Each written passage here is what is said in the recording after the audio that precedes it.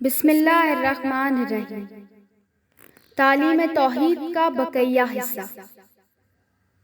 میں رسول اللہ کی اس خوبصورت حالت کو بھول نہیں سکتا جو مناجات کے وقت ان پر طاری ہوتی تھی۔ آپ اپنے ہاتھ آسمان کی جانب بلند کرتے اور ایک ایسے مسکین اور بھوکے شخص کی طرح دعا کرتے تھے جو کسی سے غذا طلب کر رہا ہو۔ زمین و آسمانوں کی زینت۔ رسول اللہ مبالغہ کرنے والوں میں سے نہیں تھے، یہاں تک کہ اپنے نواسوں کی محبت میں بھی مبالغے سے کام نہ لیتے۔ اس خصوصیت کے حامل ہونے کے باوجود انہوں نے میرے بارے میں ایسی بات کہی جو سننے والے کے لیے باعث تعجب تھی۔ ایک دن میں نے اپنے جد رسول اللہ کی خدمت میں حاضر ہوا۔ وہاں پر ان کے صحابہ بھی موجود تھے۔ رسول اللہ نے فرمایا، خوش آمدید ابا عبداللہ، اے آسمانوں اور زمینوں کی زینت۔ ان کے صحابہ کو تعجب ہوا اور انہوں نے پوچھا، یا رسول اللہ، یہ کیسے ممکن ہے کہ آپ کے علاوہ کوئی اور آسمانوں اور زمینوں کی زینت ہو؟ رسول اللہ نے فرمایا، اس خدا کی قسم جس نے مجھے حق کے ساتھ مبعوث فرمایا ہے، آسمانوں میں حسین ابن علی کا مقام اس کے زمین میں موجود مقام سے زیادہ بلند و بالا ہے۔ عرش الہی کے دائیں جانب اس کے بارے میں لکھا ہے، وہ ہدایت کا چراغ، کشتی نجات، امام متقین، عزت و افتخار کا باعث، علم کا سمندر اور خزانہ الہی ہے۔ ہمارے گھر میں رسول خدا کی دعوت۔ ایک دن رسول اللہ ہمارے گھر تشریف لائے۔ ہم نے ان کے سامنے کھجوروں کا ایک تشت، دودھ اور لسی لا کر رکھی۔ آپ نے ان میں سے کچھ تناول فرمایا۔ اس کے بعد میرے والد امیر المومنین علیہ السلام نے آپ صلی اللہ علیہ وآلہ وسلم کے ہاتھ دھلوانے کے غرض سے آپ کے دستہ مبارک پر پانی ڈالا۔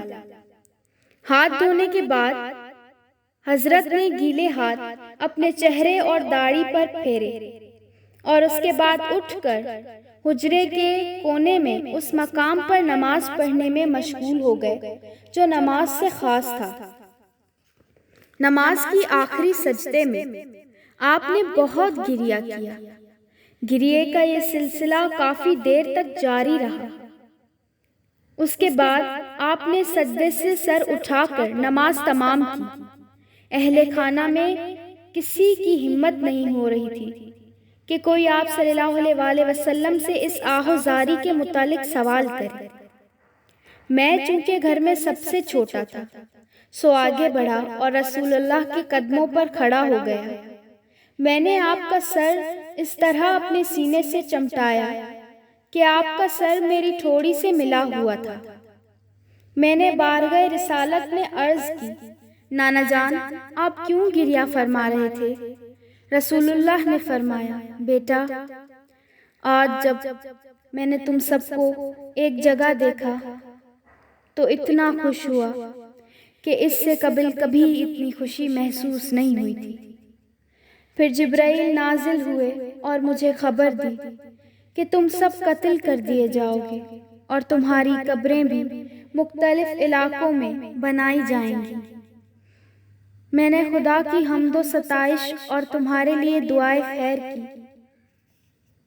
میں نے رسول اللہ سے پوچھا، نانا جان، ہماری قبور کی زیارت کو کون آئے گا جبکہ ہم ایک دوسرے سے الگ جدا جدا دفن ہوں گے؟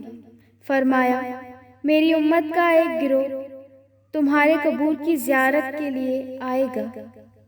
ان کا تمہاری زیارت سے قصد ارادہ مجھ سے نیکی اور احسان کرنے کا ہوگا، اور میں بھی روز حشر ان سے ملاقات کروں گا، ان کا ہاتھ تھاموں گا اور انہیں اس دن کے خوف و وحشت سے نجات دوں گا۔ آغوش رسالت میں کئی بار ایسا ہوا کہ میں رسول اللہ کی بارگاہ میں حاضر ہوا آپ صلی اللہ علیہ وآلہ وسلم نے میرے والد سے فرمایا، علی، حسین کو میری آغوش میں دے دو۔ آپ مجھے گود میں بھر لیتے، چومتے جاتے اور گریہ کرتے جاتے۔ ایک بار میں نے پوچھا، نانا جان، آپ کیوں گریہ فرما رہے ہیں؟ فرمایا، بیٹا، تمہارے جسم کے ان مقامات کو چوم رہا ہوں جہاں تلواریں پڑیں گی۔